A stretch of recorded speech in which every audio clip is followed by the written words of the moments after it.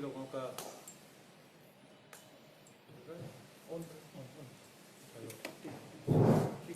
आप सभी लोगों का स्वागत। नहीं चल रहा है, आ रही है आवाज़? कम आ रही है, कम है, चेक करो ना इसको। चल रहा है,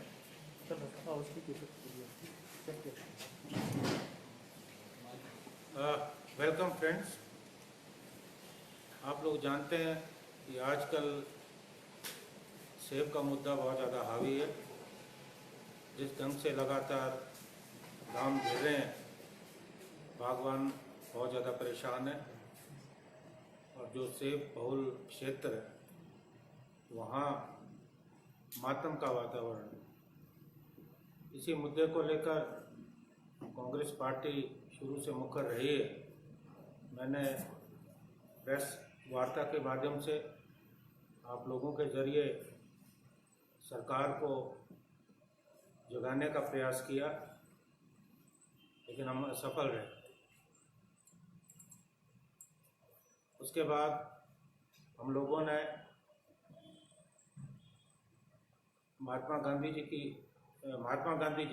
की डॉक्टर वाई.एस. परमार जी की प्रतिमा के सम्मुख हमारे जो जिला कांग्रेस कमेटी शिमला के अध्यक्ष हैं यशवंत शास्ता और सभी ब्लॉक कांग्रेस कमेटी के जितने अध्यक्ष हैं शिमला जिला के, हमने मौन प्रदर्शन किया। लेकिन उसके बावजूद भी सरकार जो है सोई रही। मजबूरन कल हमें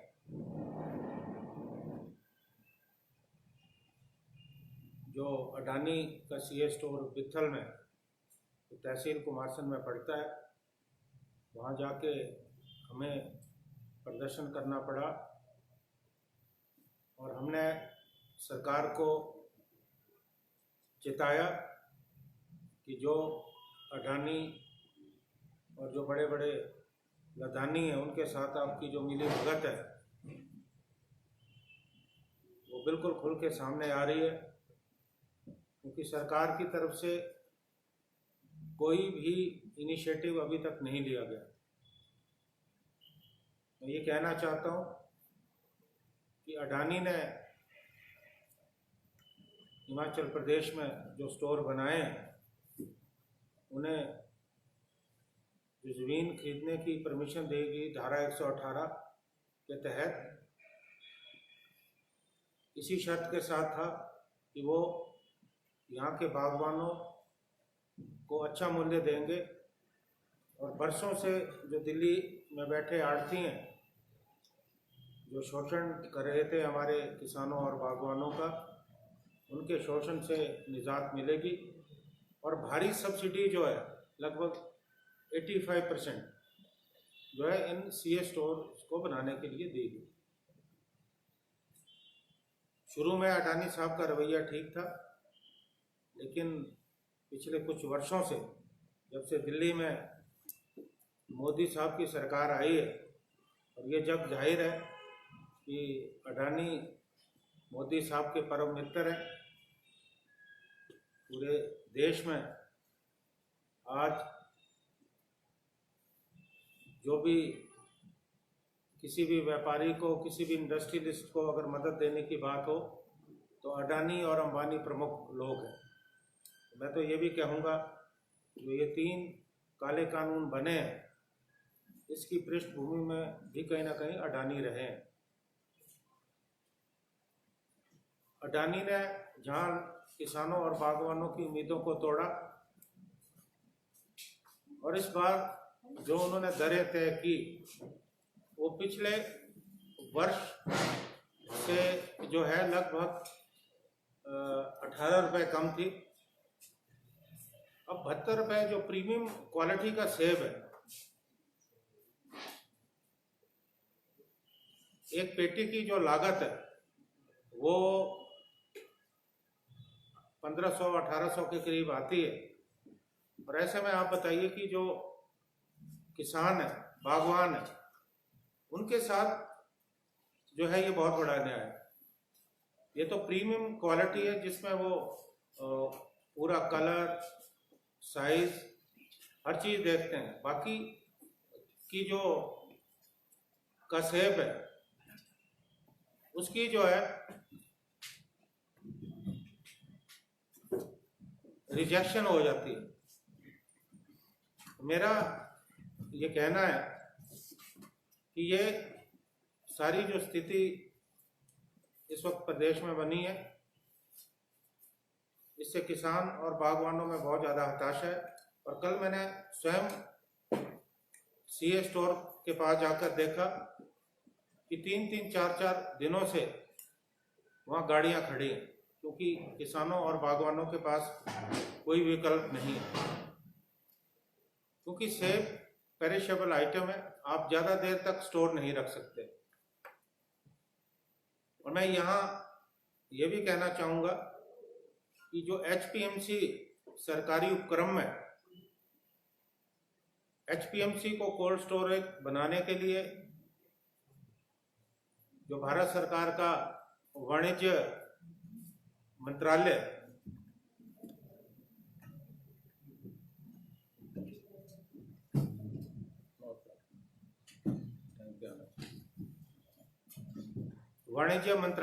जिसमें अपीटा के तहत गढ़के हैं, वो उसके निर्देशक रहे, मैं भी निर्देशक रहा हूं।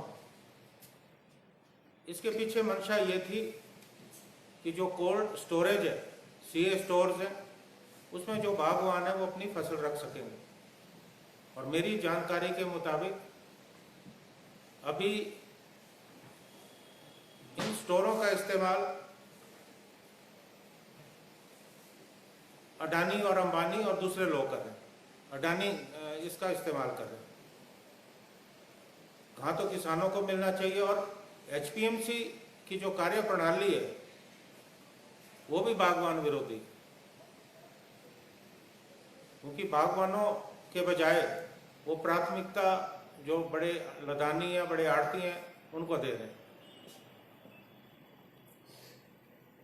और इस पूरे घटनाक्रम में अगर जले पे नमक छिड़क रहे हैं तो वो बागवानी मंत्री महेंद्र सिंह है। मैं पहले से ही कहता आया हूं कि वो बागवानी विरोधी है, उनको बागवानी की कोई जानकारी नहीं है। कभी उन्होंने इस बात की जरूरत नहीं समझी कि वे स्वयं जो बागवानी क्षेत्र है वहां जाकर किसानों और बागवानों का हाल जानने का प्रयास करें। और पिछले कल जो उनका बयान आया वो बहुत आश्चर्यचकित करने वाला बयान था। और एक काबीना मंत्री उनकी जो मानसिकता है उस मानसिकता को इंगित करता है। उन्होंने एक बहुत अच्छा सुझाव दिया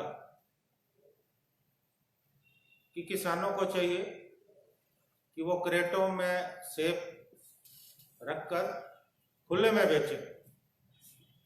तो बहुत हैरानी मुझे इस बात की हुई। ये तो वही हिसाब हुआ कि जिस तरह से अमित शाह जी कहते हैं कि आप बेरोजगारी दूर करने के लिए जो युवा हैं वो चाय और पकौड़ों की दुकान खोल सकते हैं। मतलब कहाँ तो आपको सलूशन देना है। और प्रदेश का बागवानी मंत्री कह रहा है कि जो बागवान है उनको पेटियों में सेब बेचने की जरूरत नहीं है, वो खुले में बेचे। अब आप बताइए क्या संभव है? अब ऐसे व्यक्ति को क्या बागवानी मंत्री रहने का हक है? ये सरकार को सोचना। वो खुद तो कहीं जाते नहीं। दूसरे मंत्री हैं सुरेश भारद्वाज जी, उनका मंत्रालय हालांकि नहीं है, वो जिला शिमला के हैं, शिमला शहर से चुनाव लड़ते हैं, वो जा रहे हैं।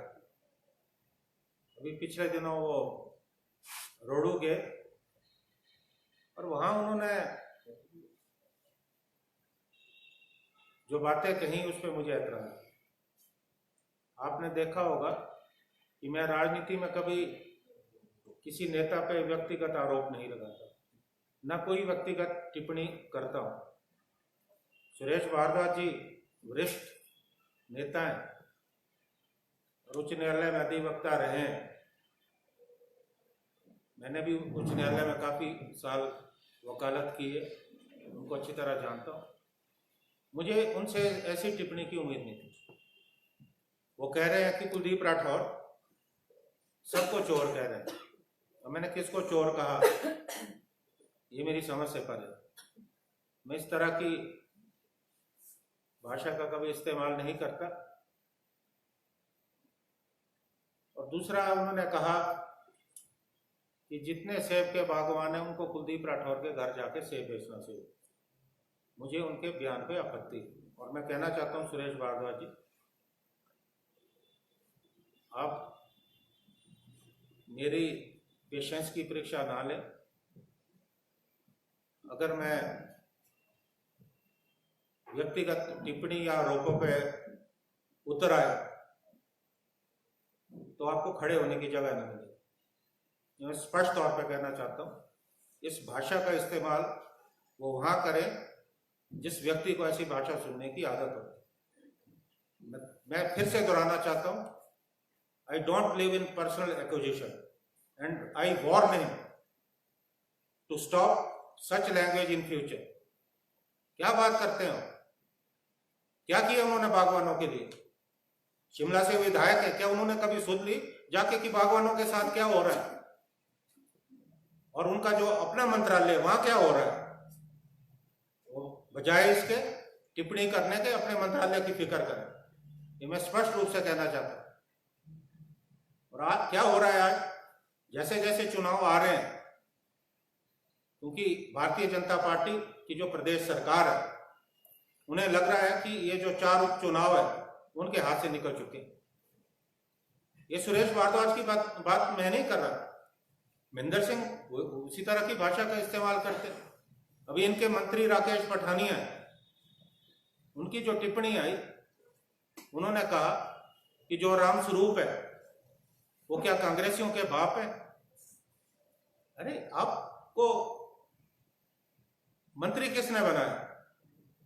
आप अगर इस भाषा शैली का इस्तेमाल कर रहे हैं तो क्या आप मंत्री रहने लायक हैं? आपने तो उस व्यक्ति को, जो आपकी पार्टी का सदस्य रहा है, सांसद रहा है, आपने तो उनकी लिहाज तक नहीं की। इस तरह की जो टिप्पणियां, मैं वार्न करना चाहता हूं भारतीय जनता पार्टी के नेताओं से कि सत्ता के नशे में इस तरह की बातें ना करें। सत्ता से वो लोग डरते होंगे जिनके दामन में छींटे, और मेरे जैसा व्यक्ति डरने वाला नहीं। और ये लोकतंत्र है। लोकतंत्र में सत्ता आती है, सत्ता जाती है। हमारे पास भी इतने साल सत्ता रही है, लेकिन क्या कभी हमारे लोगों ने इस तरह की टिप्पणियां की है? और ये सत्ता बहुत जल्दी आपके हाथ से जाने वाली है। अब क्या कर रहे हैं? जहां उपचुनाव हो रहे हैं वहां आजकल दौड़ लगी है। मुख्यमंत्री जी दौड़ रहे हैं, सारे इनके मंत्री दौड़ रहे हैं। जो काम कांग्रेस के शासनकाल में हुए, आप जाकर तो केवल वहां फीता काट रहे हो, उद्घाटन कर रहे हो।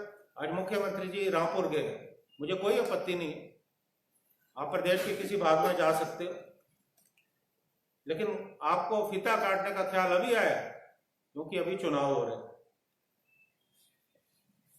तरह तरह की घोषणाएं हो रही है।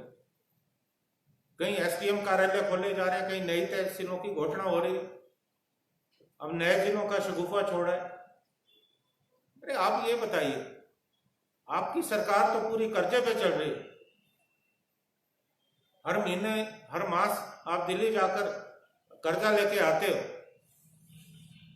प्रदेश का विकास तो आपसे हो नहीं पा रहा है। अब आप नए जिलों का जो आपने शगुफा छोड़ा है, मैं ये जानना चाहता हूं कि आपकी क्या कार्य योजना है। एक नए जिले बनाने के लिए कितना खर्चा होता है, क्या आप बताएंगे? वो पैसा आप कहां से लाएंगे? अगर आपके पास इतना पैसा है, आप बनाइए। लेकिन कम से कम जनता को बेवकूफ मत बनाइए, क्योंकि चुनाव के दृष्टिगत आप इस तरह की जो घोषणाएं कर रहे हैं वो केवल चुनावी घोषणा है। और मेरा आपसे आग्रह है कि लोगों को भ्रमित करने का प्रयास ना करें, क्योंकि इन 4 जो चुनाव हो रहे हैं, मंडी लोकसभा, और 3 जो उपचुनाव हो रहे हैं, फतेहपुर, अर्की और जुगलकोट खाई, यह निश्चित तौर पे भारतीय जनता पार्टी की हार तय है। इसलिए बौखलाहट में इस तरह के बयान जो है दिए जा रहे हैं। और अब काफी समय बाद घोषणा हुई, जनमंच के कार्यक्रम जो है 12 सितंबर से फिर शुरू किए जा रहे हैं। अब एक तरफ से तो आप कहते हैं कि प्रदेश में कोरोना बढ़ रहा है, आपने बसों में सवारियां जो है वो 50% तक सीमित कर दी, आपने हॉल के अंदर जो हाजिरी है वो भी 50% कर दी। तो ये जनमंच के आपके कार्यक्रम होंगे, क्या इन कार्यक्रमों में भीड़ नहीं जुटेगी? क्या वहां प्रोटोकॉल फॉलो होगा? ये क्या दोहरे मापदंड है आपके? और इन जनमंच का क्या औचित्य रहा? जितने भी जनमंच के कार्यक्रम आज तक हुए, क्या हासिल हुआ लोगों को? खाली ये जो जनमंच है वहां आपस में झगड़े, अफसरों को डांटना, फटकारना, इसके अलावा क्या हुआ इन जनमंच के कार्यक्रमों में? क्या ये इस तरह के कार्यक्रम जो आप पूरे प्रदेश में करने जा रहे हो, या फिर से कोरोना का जो तीसरा चरण जिसकी आप बात कर रहे हैं कि शुरू हो रहा है, क्या उसको खुल्लम खुल्ला न्योता नहीं? तो सरकार जनमंच करे, हमें कोई आपत्ति नहीं, लेकिन हासिल क्या हो रहा है? एक विपक्षी दल होने के नाते हमें जानने का हक है। और आप जो विपक्षी दलों के लोग हैं उन पे टिप्पणियां करना बंद करें। विपक्ष का लोकतंत्र में दायित्व सरकार की जो जन विरोधी नीतियां हैं उनके खिलाफ बोलना, और हम अपने दायित्व का निर्वहन कर रहे हैं। विपक्ष का काम मुख्यमंत्री या इनके किसी मंत्री की घोषणा पर तालियां बजाना नहीं। We are not here to for clapping, ये मैं स्पष्ट करना चाहता हूं। और आने वाले समय में आप देखेंगे कि जो विपक्ष की भूमिका है वो हम और कारगर रूप से जो है निभाने वाले हैं। Thank you very much.